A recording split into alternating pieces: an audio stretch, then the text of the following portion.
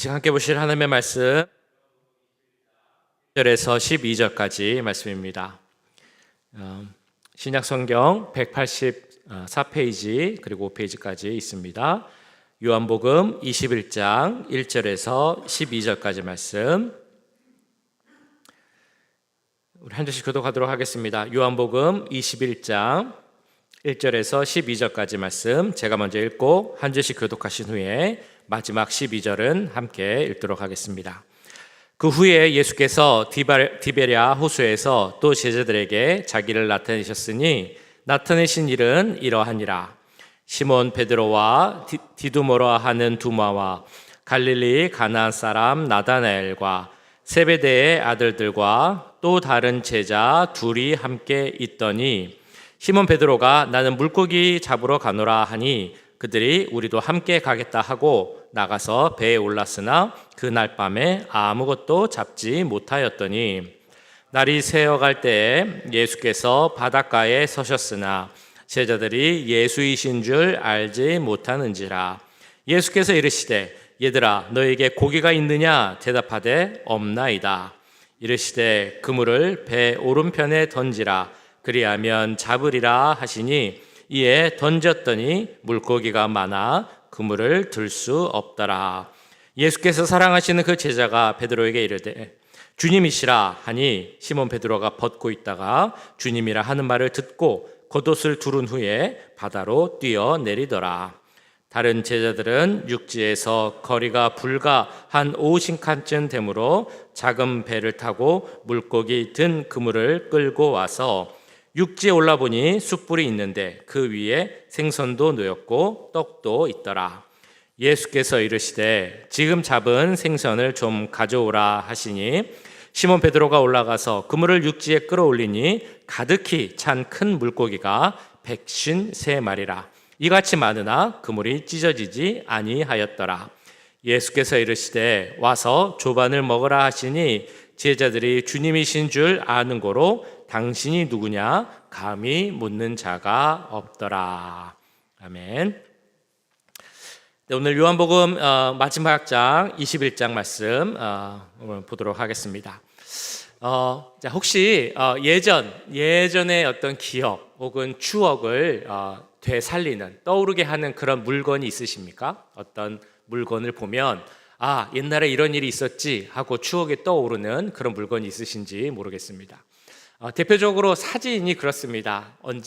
예전에 예를 들면 여행 갔을 때 사진을 보면 내가 이런 데 여행을 갔었지, 이런 일들이 있었지, 누구를 만나고 무엇을 먹었지 네, 그런 생각이 납니다. 갑자기 사진이 나왔는데요. 네, 저희의 예전에 야구장도 가고 영화도 보러 가고 그랬던 그런 사진입니다. 또 우리 예슬이 어렸을 때 사진을 보면 우리 예슬이도 이럴 때가 있었지. 그래서 같이 이런 시간을 보냈었지라고 그런 기억들, 추억들이 떠오르고 한편의 영화처럼 성장 과정이 머릿속으로 이렇게 스쳐 지나가기도 합니다. 지금은 그런 감성이 좀 없어졌습니다만 예전에는 그 가을에 특히 한국에서 노란색 은행나무 잎이 떨어지면 그 이쁜 잎을 하나 주워서 책갈피로 책에 꽂아놓곤 했었습니다. 어떤 분들은 그냥 꽂으면 그게 이제 금방 또 상하게 되니까 코팅을 해서 책 안에 이렇게 넣어놓기도 합니다. 그래서 나중에 그 책을 보다가 우연히 그 책 안에 꽂혀 있는 은행나뭇잎 혹은 코팅되어 있는 그 나뭇잎을 보면 그때 그 시절이 생각이 납니다. 내가 누굴 만나서 같이 놀러 다니고 이 은행나뭇잎을 주고 받으면서 책에 꼭 꼽아 놓자 이런 얘기를 했던 그런 추억, 혹은 그와 관련된 좋지 않은 기억이라도 여러 생각이 나긴 합니다. 오늘 말씀에도 그런 물건이 하나 나옵니다. 어떤 물건인지 제가 이제 본문을 잘 설명드릴 때 한번 생각해 보시고 잘 찾아보시면 좋을 것 같습니다. 오늘 말씀은 부활하신 예수님이 다시 제자들에게 나타나신 그런 말씀입니다. 예수님은 먼저 예루살렘에서 나타나셔서 제자들을 만나셨습니다. 그리고 오늘은 어디냐면 예루살렘이 아니라 갈릴리라는 곳에 다시 오셔서 그 갈릴리 바닷가 혹은 디베랴 바닷가에서 그 제자들을 만나는 장면입니다. 오늘 본문에는 시몬 베드로 그리고 디두모라 하는 도마 그리고 나다나엘 그리고 세베대의 아들들이라고 나오죠. 요한과 야고보, 그리고 이름 모를 제자 2명. 그래서 총 7명의 제자가 예수님을 만나는 그런 장면입니다. 자, 그런데 오늘 말씀을 이제 쭉 보시면 이 제자들의 행동이 어떻게 보면 조금 행동 자체가 이상한 것도 있고, 또 어떤 것들은 뭐 행동이나 그런 모습들은 이상하진 않지만 전체 배경에 보면 왜 저렇게 했을까라는 질문이 드는 그런 내용이 있습니다. 첫 번째 드는 질문은 뭐냐면, 왜 제자들은 여기서 물고기를 잡고 있을까라는 그런 생각을 해보게 됩니다. 자, 예수님께서는 부활하시면서 마리아에게 뭐라고 얘기를 하시냐면, 내가 너희들과 갈릴리에서 다시 만날 것이다 라는 말씀을 하셨습니다. 그러니까 제자들이 예루살렘을 떠나서 갈릴리에 있는 것은 사실 이상한 것은 아니라고도 할 수 있습니다. 자, 그런데 제자들의 그 상황을 보자면 제자들은 지금 부활하신 예수님을 만났습니다. 그리고 그 말씀대로 갈릴리에 와 있습니다. 그러면 그 부활하신 예수님을 생각한다면 이들의 모습이 부활하신 예수님을 생각하면서 기도를 한다든지, 혹은 예수님이 주신 말씀을 묵상하면서 시간을 보낸다든지 준비를 한다든지, 아니면 그 부활하신 예수님을 전파한다든지, 그런 어떤 제자들로서의 모습을 살아야 할 것 같은데 그러지 않았다는 것입니다. 부활하신 예수님을 2번 이상 만났는데도 그 부활하신 예수님을 목격한 증인으로서의 삶이 아니라 그냥 평범한 보통 사람의 삶으로 돌아가려고 하는 모습이 제자들에게 나타나고 있습니다. 그 보통의 삶의 모습이 바로 물고기를 잡는 어부의 모습이라는 것입니다. 3절 말씀을 보시면 이렇게 나오죠. 시몬 베드로가 나는 물고기 잡으러 가노라 하니 그들이 우리도 함께 가겠다 하고 나가서 배에 올랐으나 그날 밤에 아무것도 잡지 못하였더니, 베드로가 물고기를 잡으러 간다라고 한 것은 그냥 뭐 낚시를 하러 간다 이런 의미가 아니라 자기의 원래 업이었던 업으로 돌아가서 내가 하는 일, 물고기 잡는 일을 하겠다라는 그런 의미입니다. 그들이 원래 직업이 어부니까 업으로서 일을 하는 것은 이상하진 않겠지만, 예수님과 함께 다니고 그 부활하신 예수님을 목격한 제자들이 그 모든 일이 아무 일도 없었던 것처럼 다 잊어버리고 원래 자기 직업으로 돌아가서 물고기를 잡았다, 밤새 물고기를 잡았다라는 것은 이상하게 볼 수 있다는 것입니다. 부활하신 예수님, 그 하나님의 기적을 보면서 놀라워하고 그 예수님을 위해서 내가 무엇을 해야 할까라고 생각해야 하는 그때에 이 제자들이 생각한 것은 그냥 나의 평범한 일상으로 돌아가서 내가 먹고 사는 일에 힘을 다해야겠다라는 생각을 했다는 것입니다. 아무 일도 없었던 것처럼, 혹은 그 모든 일들이 다 끝난 것처럼 이 제자들이 행동하고 있음을 볼 수 있습니다. 자, 2번째 또 이상한 건 뭐냐면 베드로가 옷을 입고 수영을 했다라는 그런 점입니다. 말씀해 보신 것처럼 예수님께서 이제 물고기를 잡고 있는 제자들, 밤이 새도록 물고기를 잡으려고 했지만 한 마리도 잡지 못한 제자들에게 와서 물었습니다. 물고기를 많이 잡았느냐? 너희에게 물고기가 있느냐라고 물었을 때 이 제자들은 한 마리도 잡지 못했기 때문에 풀이 죽어서 이렇게 대답을 했죠. 한 마리도 잡지 못했습니다. 5절 말씀에 이렇게 나옵니다. 예수께서 이르시되 얘들아 너희에게 고기가 있느냐? 대답하되 없나이다. 자, 그러자 예수님께서는 그러면 그 그물을 배 오른편에 던지라 라고 말씀을 하십니다. 그래서 제자들은 그 말씀을 듣고 순종해서 배 오른편에 그물을 던졌고, 그러자 정말 우리가 알고 있는 것처럼 그물이 찢어질 정도로 가득 물고기가 잡힌 것을 우리가 보게 됩니다. 그 모습을 보면서 예수님의 사랑하는 제자라고 나오죠. 오늘 요한복음을 쓴 요한이 베드로에게 말을 합니다. 저분이 바로 우리 주님 예수님이시다라고 말을 하는 것입니다.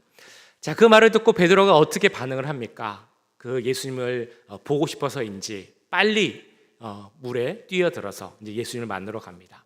그런데 이상한 거는 뭐냐면 그가 옷을 벗고 일하고 있었는데, 그 당시에는 보통 일을 할 때는 옷을 벗고 일했는데 예수님을 만나러 그 갈릴리 바다에 뛰어들 때 겉옷을 다 챙겨서 입고 수영을 했다라는 것입니다.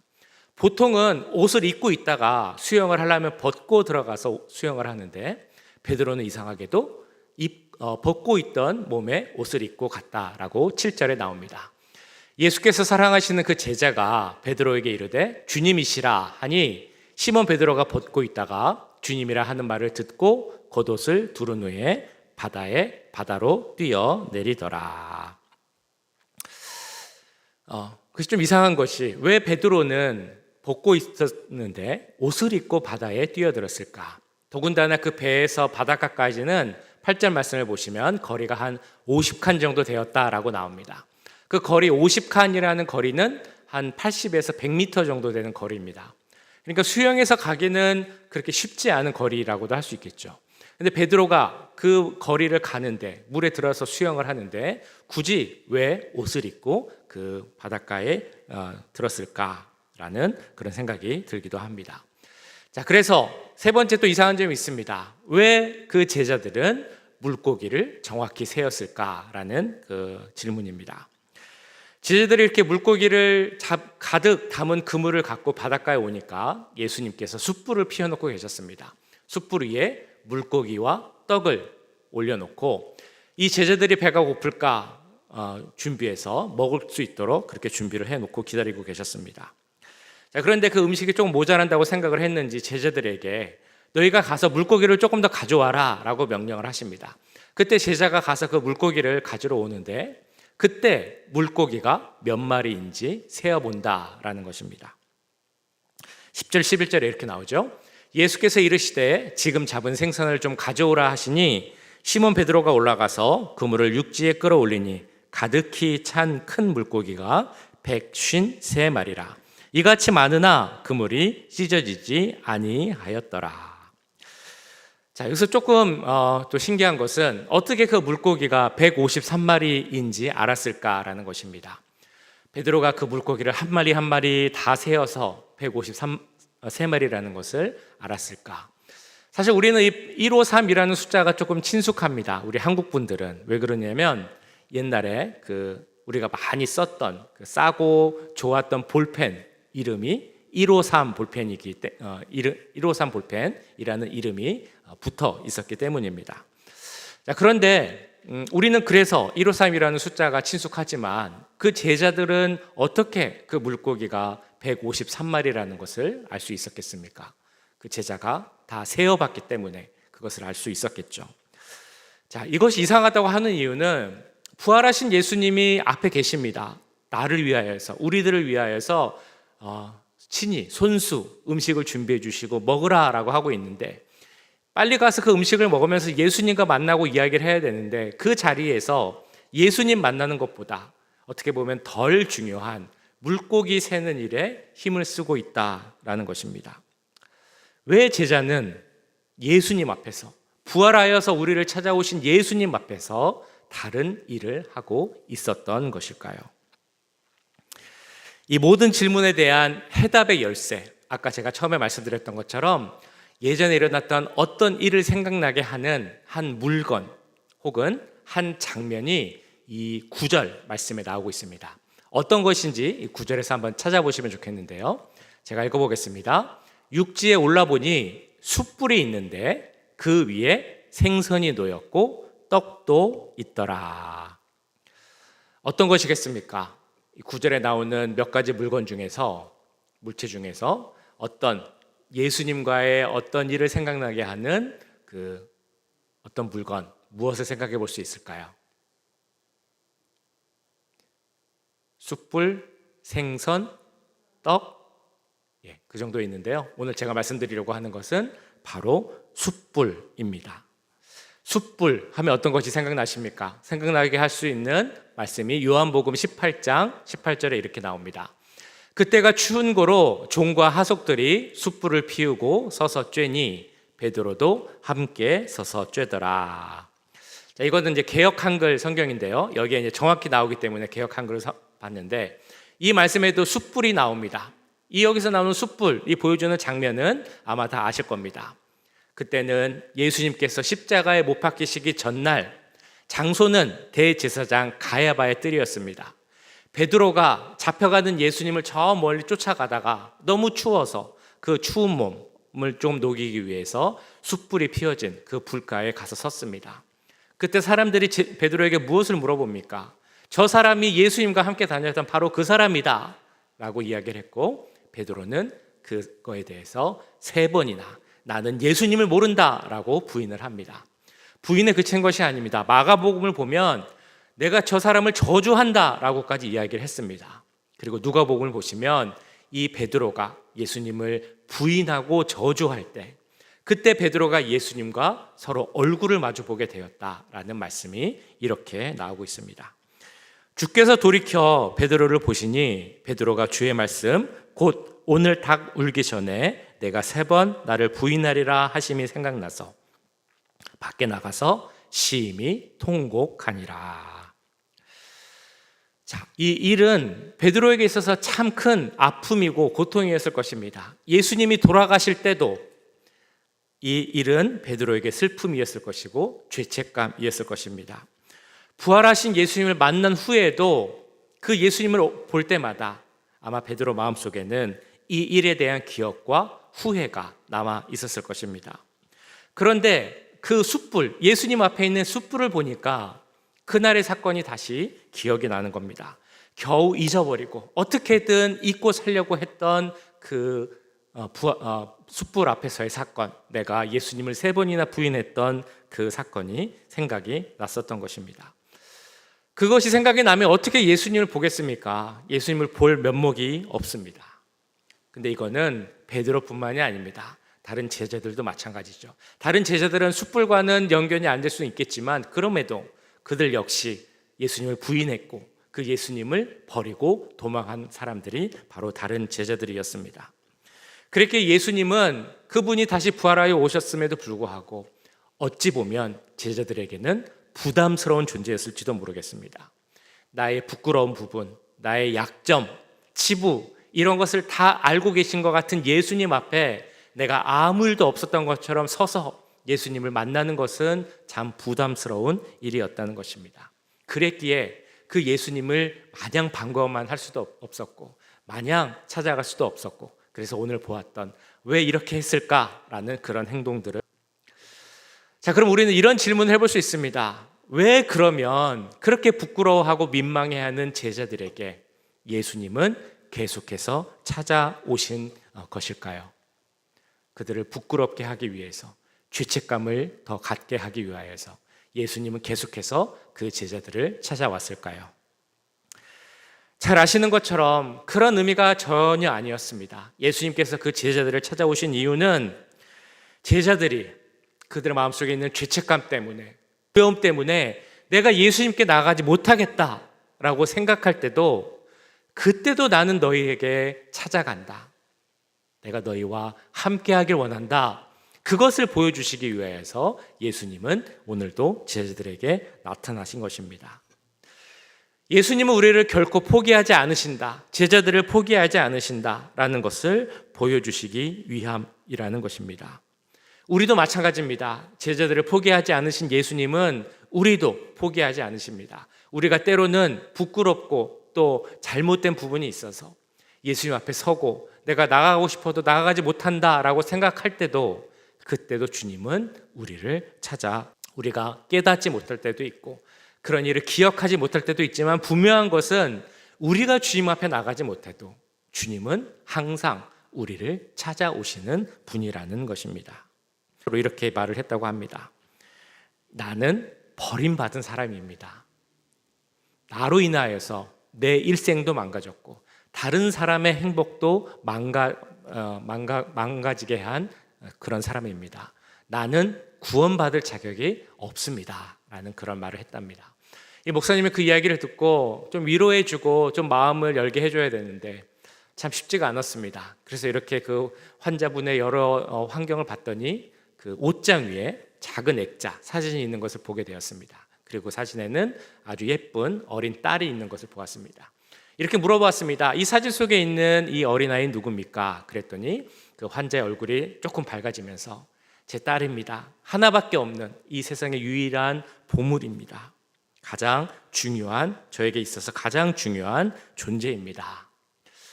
그 사진을 보고 목사님이 지혜가 이제 조금 떠올라서 물어봤답니다. 그럼 우리 환자분 자매님, 만약에 이 아이에게 무슨 일이 생기면 어떻게 하시겠습니까? 어려움이 생기게 된다면 도와주실 겁니까? 혹시 실수하게 된다면 어떻게 하실 겁니까? 그래도 용서해 줄 수 있습니까? 무슨 일이 있든지 간에 저 아이를 사랑할 수 있습니까? 라고 물어봤습니다. 그 환자는 당연히 이렇게 대답을 했습니다. 그럼요, 제 딸인데요. 가장 중요한 보물인데요. 어떤 일이 있어도 저는 사랑합니다. 제 딸을 위해서 저는 무엇이든 할 수 있습니다. 라고 대답을 했습니다. 그 대답을 듣고 목사님이 이렇게 이야기를 했습니다. 그렇죠. 그런데 꼭 기억하셔야 될 것은 하나님의 옷장 위에 우리 자매님의 사진이 있다는 것을 꼭 기억하셔야 됩니다. 우리는 이렇게 생각을 합니다. 내가 어떻게 하느냐에 따라 나를 사랑하는 게 달라지는가 보다. 내가 무언가를 막 잘하고 많은 일을 하면 나를 많이 사랑하시고, 내가 뭔가 잘못하면 나를 덜 사랑하시고, 이렇게 생각할 수도 있습니다. 그런데 하나님은 우리의 어떤 뭔가를 더 잘하고 잘 못하고에 따라서 그 사랑이 달라지는 분이 아닙니다. 하나님의 사랑은 우리의 모습에서 오는 것이 아니라 하나님이라는 그 존재 자체에서 오는 사랑이기 때문입니다. 마찬가지로 우리 자매님, 환자분이 어떤 모습이든지 간에 하나님은 당신을 사랑하십니다. 이렇게 이야기를 했다는 것입니다. 성경에 보면 하나님의 사랑의 어떤 그 모습을 크게 두 가지로 이야기할 수 있을 것 같습니다. 하나는 기다리시는 사랑을 생각할 수 있고요. 다른 하나는 찾아오시는 사랑입니다. 기다리는 사랑하면 머리에 떠오르는 장면이 있습니다. 그 사랑하는 부모를 버리고 집에 나가서 흥청망청 살고 있는 그 자녀를 생각하면서, 그런 자녀임에도 불구하고 언제 저 아이가 돌아올까, 매일 밤 혹시라도 돌아왔다가 문이 잠겨서 들어오지 못하는 건 아닐까라고 하면서 매일 밤 문을 열어놓는 그 부모의 마음, 그것이 바로 기다리시는 우리 하나님의 사랑입니다. 또 하나는 찾아오시는 사랑이죠. 오늘 말씀에 보셨던 것처럼 부끄럽고 미안해서 참 죄스러워서 차마 주님 앞에 나가지 못하는 그 죄인들에게도 찾아오시는 사랑이 바로 하나님의 또 다른 사랑의 모습입니다. 하나님은 우리를 지금도 찾아오십니다. 그래서 우리를 사랑하기 원하는 그 하나님의 마음을 알기 원하십니다. 우리가 잘 아는 그림이 있습니다. 예전에 우리 집에 가면 꼭 걸려 있었던 그런 그림이기도 하고요. 지금은 많이 없어졌지만 그래도 너무 잘 아시는 그런 그림. 예수님께서 문 앞에서 이렇게 문을 두드리면서 문 열기를 기다리는 우리 주님, 예수님의 모습입니다. 혹시 예수님이 지금도 내 마음의 문을 두드리면서 나에게 찾아오셔서 나의 사랑하는 그 예수님의 마음을 알기 원하시는데, 내가 혹시 마음의 문을 닫고 있는 것은 아닌지 생각해 보기 원합니다. 혹은 내가 주님께 나아가기 원하지만 내 생활의 모습을 생각해 보니까 좀 부끄럽기도 하고 좀 민망하기도 해서 주님 앞에 나가지 못하는 모습이 있다면, 주님은 지금 우리에게 이렇게 말씀하시는 겁니다. 주님은 항상 우리를 찾아오기 원하시고, 그 이유는 우리를 만나기 원하시기 때문에, 그 사랑하는 마음을 알아주시길 원하기 때문에, 그 사랑을 우리도 알고 우리도 하나님을 사랑하는 것을 원하시기 때문에 그렇다라는 것입니다. 이런 하나님의 사랑을 알아가는 우리 모두가 되길 간절히 소원합니다.